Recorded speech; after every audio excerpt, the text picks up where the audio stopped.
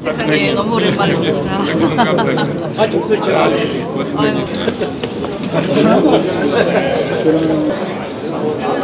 문희철 원내대표를 만나야 제가 원내수석이었잖아요.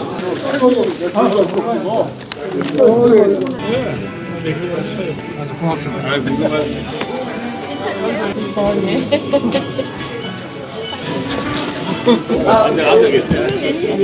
잘했습니다. 왜 그러세요? 오셔야 되는데. 감사의 말씀을 전한 국민의례가 있겠습니다. 단상에 있는 국기를 향해 국의 무궁한 영광을 위하여 충성을 다할 것을 굳게 다짐합니다.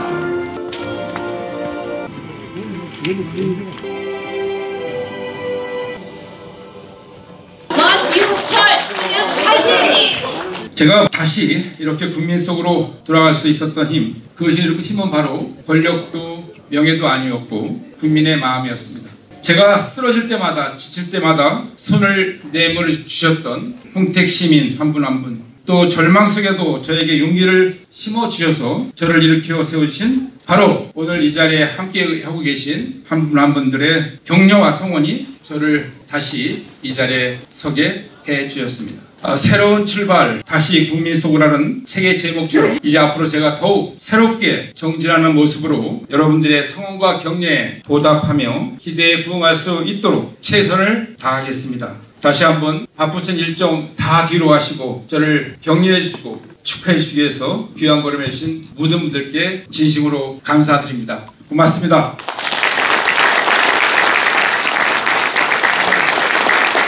어떤 경우든지 간에 절망을 이야기하는 사람, 이건 정치 지도자가 될 자격이 없습니다. 아무리 악조건 속에서도 우리는 희망이 있다. 그리고 반드시 이길 수 있다. 그리고 반드시 도전한다. 이 원유철처럼. 원유철 정신이 바로 도전의 정신, 희망의 정신. 원유철은 어떤 사람이냐? 품성이 좋습니다. 인품이 좋습니다. 쉽게 얘기하면 사람 됨됨이가 일품만열에 있는 분입니다. 제 마음속에는 언제나 청년 원유철이 있습니다. 근데 오늘 내가 깨달은 게 옆으로 봐도 좋다 이런 걸. 특히 머릿속에 바둑판까지 있어갖고 우리 늘 국민 속에 사셨지만 공역할 때 같이 온 묵직한 사나이, 그게 원유철 의원님 꿈이 실현되면 결국 대한민국의 꿈이 실현될 수. 원 대표님하고 인연을 가진 지는 20년이 넘었습니다. 우리 원유철 대표님이 국민 속으로 들어가서 다시 국민 속으로 제목으로 원유철 국가를 해체하고 사법을 해체하는 그런 전장터 중에 고성국입니다. 제가 여기 들어오는데 저는 전쟁기념관을 굉장히 좋아해요. 평소에도 좀 마음이 어지럽거나 그럴 때는 그냥 혼자서도 찾아오거나 하는 곳입니다. 그런데 오늘 여기 들어오면서 여러분들도 다 보셨겠지만 이순신 장군이 나라를 구할 때 그 장면들이 쫙 전시되어 있잖아요. 지금 우리나라가 임진왜란 때 이상으로 정말 국난입니다. 대한민국이라는 체제가 언제 없어질지 모를 정도의 절체절명의 위기 상황이고, 정말 이순신 장군 같은 분이 누구라도 좋으니까 나서서 아직 12척의 베개에 있다고 외치면서 투쟁해야 되고, 사즉생 필즉사의 각오가 지금 우리 국민의힘 정치인들과 자유파 국민들한테 요구되고 있는 그런 상황이라서 이 시점에 이 전쟁기념관에서 원유철의 다시 국민 속으로 출판기념회를 매우 뜻깊게 생각하면서 제가 아주 흔쾌히 대화를 시작하겠습니다. 이 책은 원유철의 어린 시절부터 가장 최근까지를 다 다루고 있어서 웬만큼 원유철을 띄엄띄엄 본 사람은 이게 이해가 잘 안 되는 대목들이 많이 있어요. 근데 다행히 저는 이 원유철이가 28살 때 처음 만났어요. 한 40년 됩니다. 그래서 제가 원유철이라면은 웬만큼 말을 할 수 있어요. 자, 우리 원유철 대표를 박수로 환영하겠습니다. 감사합니다. 감사합니다. 고맙습니다. 네. 제가 처음 만났을 때 저는 그 당시 정치평론가였고, 이 원유철은 이제 막 정치에 입문한 그런 젊은 청년 정치인이었어요. 제가 모든 정치인을 만날 때마다 묻습니다. 네 목표가 뭐냐? 저는 대통령 목표다 이렇게 얘기하지 않으면은 별로 상대를 안 했어요. 근데 원유철이가 대답이 엉뚱하더라고요. 28살 젊은 청년 정치인이 뭐라 그랬냐면 경기도지사 하고 싶습니다 이러더라고요.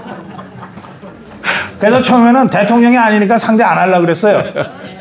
근데 제가 뭐 고대 후배고 막 이러고 하는 바람에 결국 엮여갖고 여기까지 왔어요.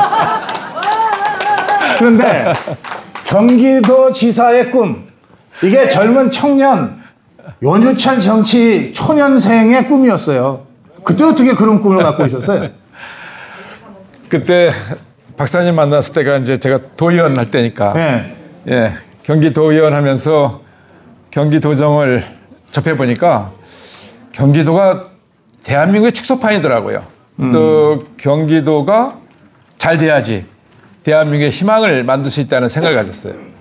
그래서 경기도를 잘하면 대한민국 대통령 이상의 역할을 할 수 있다는 생각을 가졌습니다.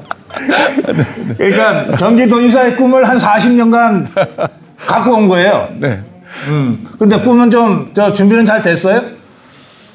네, 제가 10년 전에 사실은 도전했다 실패했지 않습니까? 아, 그랬어요. 그때 제가 4선 의원이 되고 나서 이제 경기도정에 가서 본격적으로 경기지사로서 경기도에 도정에 참여했다 이런 생각을 가지고 열심히 뛰었지 않습니까? 네.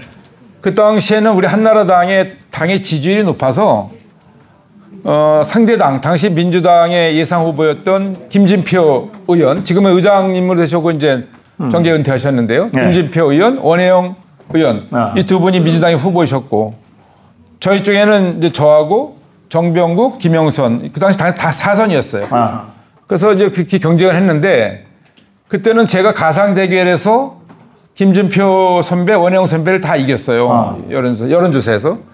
솔직히 제가 잘나서 이긴 건 아니고, 한나라당의 당세가 좋았고 당의 지지율이 좋으니까 그냥 원유철을 탑재하니까 가상 여론조사 하면은 그냥 김진표 의원, 원혜영 의원을 제가 다 한 15%, 20% 이기더라고요. 야. 그래서 이 정당 지지율이 정말 중요하다라는 생각을 갖고 있었는데, 그랬는데 갑자기 이제 남경필이라는 복병이 나타나서 그 당시 남경필 지사가 5선이었어요. 근데 남경필 지사는 사실은 원내대표를 하고 싶었고 저는 경기지사를 하고 싶었는데 남경필 의원이 저보다도 인지도가 높고 또 경쟁력도 있었습니다, 사실. 그러다 보니까 경쟁을 하니까 이제 제가 밀렸죠. 그래서 남경필 지사가 우리 당의 후보가 되고 도지사가 되고, 예. 저는 이제 원내대표가 거꾸로 되고 이렇게 바꿔냈습니다. 갑자기 남경필 얘기가 툭 튀어나와가지고 우리 원유철 대표가 이 거짓말을 못해. 예. 그런데 여러분, 남경필이가 경기도지사 하면서 제일 먼저 한 게 뭔지 아세요? 정무부지사를 좌파한테 준 거야. 이른바 협치라는 이름. 그거를 이 제주도지사 원희룡. 예. 원희룡이도 따라해갖고서 제주도에도 좌파들한테 잘해주고 이렇게 했어요. 그래서 이런 말이 나온 거예요. 선거 때 보수인데 끝나고 나면 좌파되는 것들이 있다. 그런 사람들을 언제까지 우리가 매번 정말 특혜라고 할 수 있는 공천 주고 나서 당에서 가만히 있을 수 있어요? 총력 다해서 지원해야지. 그래갖고서 당선시켜놓으면 지 잘나서 된 줄 알아. 이런 것들은 더 이상 공천하지 말자. 제가 지금 어제 그저께부터 이제 그 주장하고 있습니다. 아까 여기 영상 축하에 오세훈이가 나왔는데 제가 어제 그저께부터 오세훈이 박형준이는 아예 컷오프 시켜야 된다고 지금 주장하고 있습니다. 하여튼 이게 우리 지금 당이 정말 이 낙동강 전선 사수하는 심정으로 지금 투쟁하고 있잖아요. 오늘도 장동혁 지도부가 원래는 여기 오려고 했다가 지금 천안에서 집회하느라고 못 왔잖아요. 그런데 이게 장동혁 대표와 지도부가 제일 강조하는 게 뭐냐? 바로 선거 때 보수하고 끝나고 난 다음에 좌파되는 것들한테는 공천 안 주겠다는 거예요. 투쟁하지 않는 자들한테는 더 이상 공천 기회 안 주겠다는 거거든요. 그러면 뭐냐? 당성 확실하고 전투력 강한 사람들 공천 줘서 제대로 일하고 제대로 투쟁하게 만들겠다 이겁니다. 자, 그런데 이 원유철은 좌파가 인정한 우파 전사예요. 좌파가 인정을 했어. 보세요. 2020년 총선이었지. 미래한국당 대표할 때. 네, 맞습니다. 그때 다들 저 좌파 것들이 패스트트랙까지 해가지고서 연동형 비례대표제 이상한 걸 만들어 놔가지고 우리가 어쩔 수 없이 비례정당 만들어 냈어요. 그게 미래한국당이잖아요. 근데 누구도 미래한국당이 이길 거라고는 생각을 못했어. 어쩔 수 없이 한 거니까. 그런데 그 당을 중간에 뛰어들어서 맡았어요. 처음부터는 아니지. 네. 처음 맡은 것들이 이러면 내가 얘기 안 하겠어요. 하도 개판들을 쳐가지고 황교안이가 선거 치우다 말고서 당대표를 바꿨다니까. 그래서 정말 긴급 투입된 원유철이 그 정당 투표에 있어서 1등 했어요. 19석 했어요. 그러니 그 연동형 비례대표제 통과시켜놓고 이제 지그들끼리 나눠먹기 한다고 달콤한 꿈에 젖어있던 좌파 끝들 입장에서 볼 때 원유철이 원수지. 그래서 그 문재인이가 정권 잡고 나서 결국은 정치 보복의 1호가 된 거예요. 그러니까 이 얘기는 뭐냐면 원유철이는 자기들이 제일 껄끄러워하고 무서운 자유우파 전사다 이 말이죠. 그러니까 제일 먼저 제거한 거예요. 뭘 덮어 씌워가지고. 그래서 몇 년 살았어요? 1년 조금 넘게 살았습니다. 아니 이건 훈장이에요, 훈장. 아니 이게 뭐 나쁜 짓 하다가 갔다 왔으면 숨겨야 되는데 1년 조금. 네. 아니 문재인 좌파 것들한테 딱 표적이 돼서 정치 탄압 받아가지고서 지금 갔다 왔잖아요. 또 한 분 계십니다. 염동열 총장님 여기. 아니 염동열은 애기야. 저 이의원이 있어. 아니 저 이의원 의원님 몇 년 살았어요? 5년 8개월 살았어. 좌파 것들한테 탄압받았고 5년 8개월 살았어. 염동열 몇 년? 1년. 아니 얘기 나온 김에 올라오세요. 올라오세요. 이게 아니 두 분 다 올라오세요. 잠깐. 예. 제가 이렇게 모시는 이유가 있어요.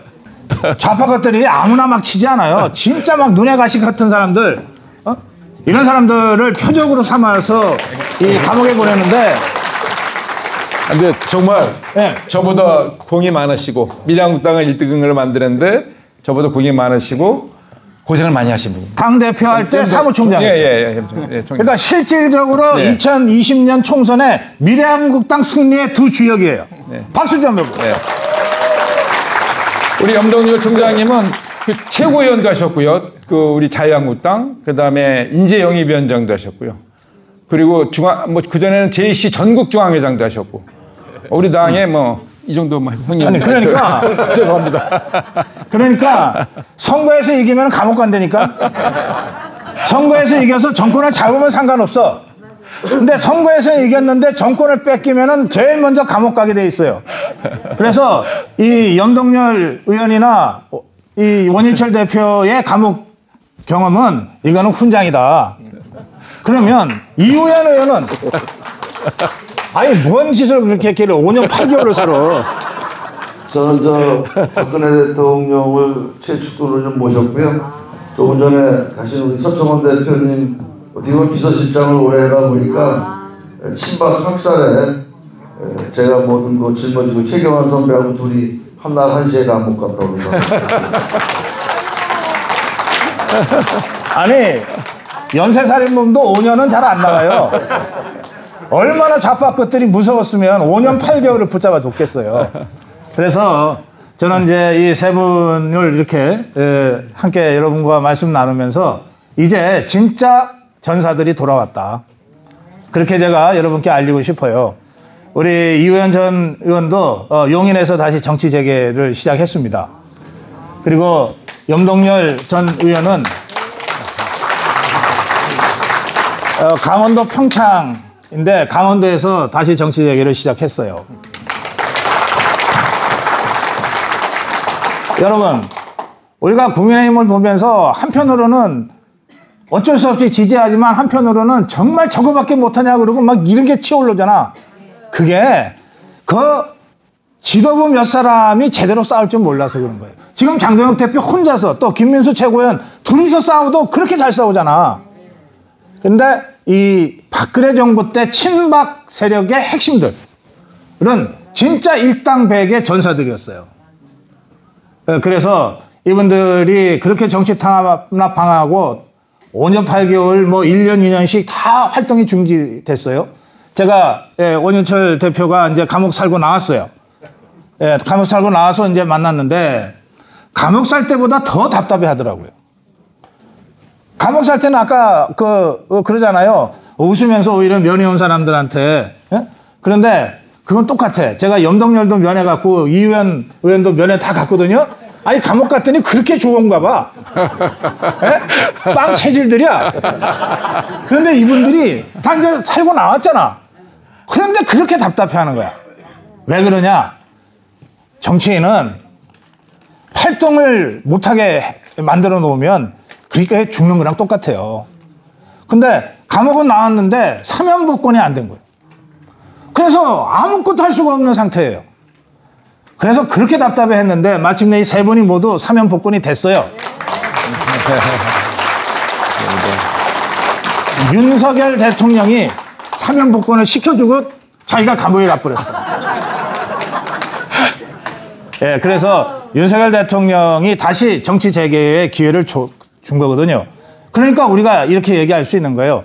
원래 원유철의 꿈인 경기도지사 이거 진짜 한번 도전해 볼래? 이런 얘기를 빌어서 우리가 할 수 있게 된 거예요. 지금은 심정이 어떠세요?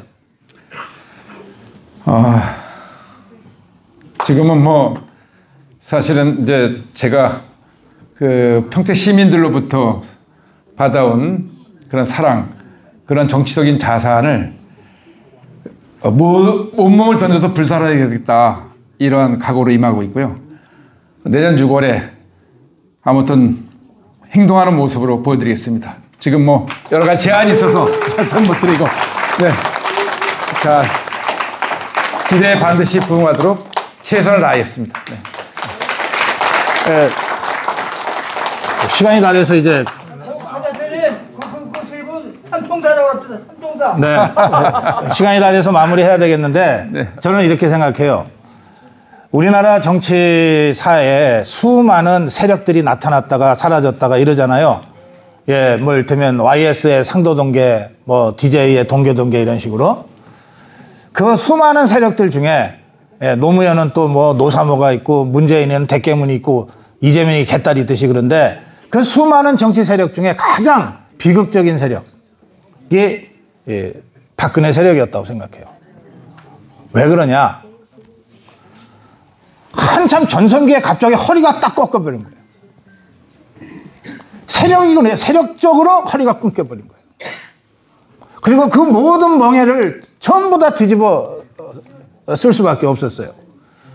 개인적으로도 보면 감옥 갈 때 우리 원유철 대표나 염동열 사무총장이 다 이 50대 중반 정말 혈기방장한 그리고 오선에 막 재선에 진짜 활동할 수 있는 이우현 선배도 재선이었어요 그때. 그 상황에서 허리가 딱 끊겨버린 거예요.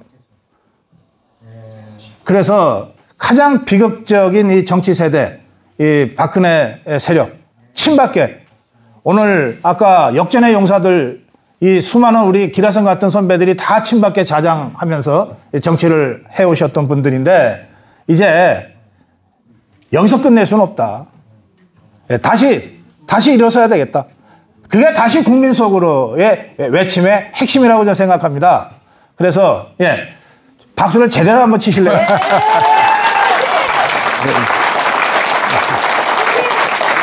그래서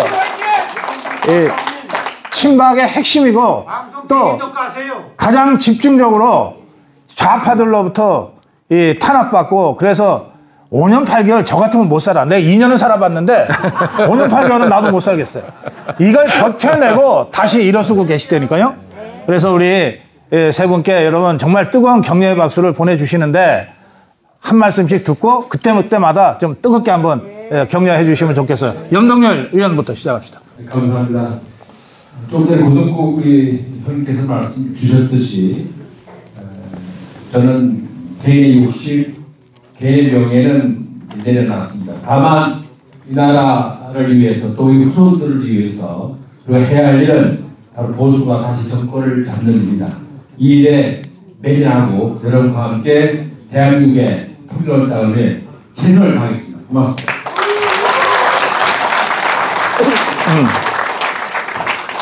염동열이 감옥에 갔을 때 제가 면회 갔다 그랬죠. 영월교도소야. 근데 거기가 우리나라 첫 번째 개방형 교도소래. 그거를 지가 국회의원으로 있을 때 예산 따갖고 지가 줬대. 그렇게 자랑을 하는 거야. 그 감옥에 갇혀가지고. 참, 예, 속없이 좋은 사람이에요. 여러분, 염동열 이름 석 잡고 기억하세요. 네. 자, 이의원 의원님. 안녕하세요. 용인의 평택이나 이웃학술입니다. 용인 출신인데요. 예, 우리 경기도가 굉장히 중요한데 너무나 아쉬움이 많습니다. 60명 국회의원 중에 6명밖에 당선을 못 시켰는데 시장은 어떻게 22명씩 됐는데 6명밖에 못 시킨 그런 아쉬움이 있는데 이렇게 우리 원유철 저는 아주 형제같이 지내는 제가 형인데 이런 동생이 경기도를 옛날에 맡았으면 우리 경기도가 이렇게 되지는 않았나 이런 아쉬움이 너무나 많습니다. 제가 이제 서울구치소대학에 있다가 또 청주대학에 있다가 여주대학을 딱 갔는데 이 동생이 거기 있었어요. 근데 우리 국회의원들이 대부분 저는 이제 심장 쪽이 좀 안 좋아서 이 진단소가 있어서 이제 교도소 환자 병동에 있을 수밖에 없는데 국회의원 중에 교도소 안에서 국회의원 출신들이 청소를 한 국회의원은 원유철 동생 한 명밖에 없어요. 제가 볼 때 역대 국회의원들 다 교도소 많이 갔다 왔는데 청소하고 니아가 끌고 이런 것을 보고 많은 우리 교도관들이 정말 칭찬을 많이 했어요. 엄청나게 칭찬을 많이 해서 아까 우리 선정원 대표께서 인간 댄데미를 말씀하셨는데 저는 우리 경기도에서 최고의 저도 인간성 나쁜 사람은 아니지만 해병대 출신이라 가끔 강하고 민주당 놈 새끼들하고 하도 싸워가지고 또 문재인 놈이나 김대중 놈을 하도 많이 해서 지켜가지고 교도소 갔다 왔는데 이 동생은 모든 것을 갖춘 그런 동생입니다. 저는 이 동생을 위해서 제가 우리 용인에서 할 수 있는 역할 또 경기도 도당위원장을 제가 2번 했는데 제가 할 수 있는 역할이 있으면 최선을 다하겠습니다. 오늘 이렇게 와서 감사합니다. 예. 살다 보면 그런 사람이 있어요. 우리 편일 때는 그렇게 든든할 수가 없는데 이게 적군이다 싶으면 막 진전이 나는 그런 사람 있죠. 이 의원이 바로 그런 사람이에요. 자, 이제 우리 원윤철 대표의 그 마무리 인사 말씀으로 짧은 토크쇼를 마무리하겠습니다. 네, 감사합니다. 먼저 우리 고성국 박사님은 제가 어디 가나 대한민국의 정치를 선도하는 예전으로 따지면 국사님, 왕사라고 얘기합니다. 맞지 않습니까? 예. 예, 박수 한번. 제가 대학, 사적으로는 대학 선배님인데 제 개인 가정교사 하셨습니다. 정치 가정교사. 정말 대단하세요. 저는 옛날에 플라톤, 아리스토텔레스 그거 정치 철학 하나 외우는 것도 어려운데 우리 박사님은 동서양을 다 섭렵하면서 다 외워요. 책을 그냥. 신부님이 성경책을 다 통으로 외우듯이 정치사를 다 외우시는 분이에요. 저보고 똑바로 붙는다고 항상. 먹고 살라고 하는 거야. 대한민국에 우리 고성국 박사님 같은 분 계시다는 것이 우리나라의 축복이다라고 생각합니다. 뜨거운 박수 한번 보내주시죠. 예.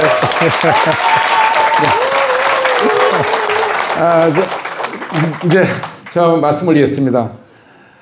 그 청년 원유철의 꿈, 정치인 원유철의 꿈, 사실 그 꿈을 실현하기 위해서 목표를 정하지 않습니까? 정치에 대한 꿈을 성장시켜 가면서 대한민국의 미래 비전을 어떻게 잡았냐면 저는 이렇게 잡았습니다. 대한민국 일단 안보가 튼튼해야 되겠다. 그래서 국민들이 편안하게 사시면서 생활할 수 있고 또 경제활동을 할 수 있는 거 아니겠습니까? 그런 측면에서 보면 대한민국, 북한뿐만 아니라 주변 4대 강국과 우리가 어깨를 나란히 하면서 도발에 강력하게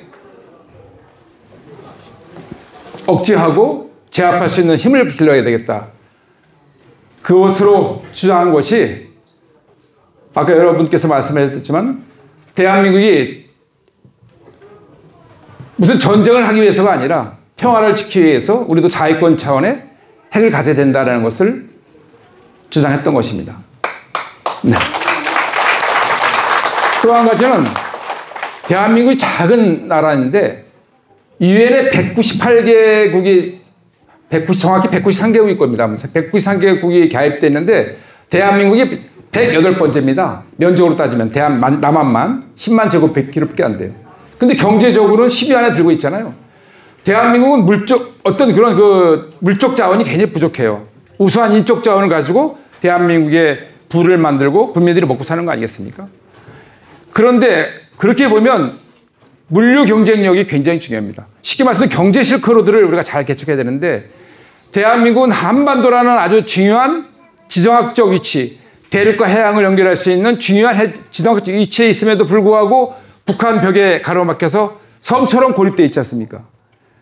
그래서 이 섬처럼 고립되어 있는 대한민국이 경제 실크를 통해서 유럽과 아시아로 달려가고 또 일본을 품고 이래서 대한민국의 우수한 맨파워가 생산되는 메이드 인 코리아, TV, 반도체, 자동차 모든 제품을 신속하게 유라시아 대학으로 수출할 수 있는 길을 열어야겠다라고 생각한 것이 바로 유라시아 큰 길이었습니다.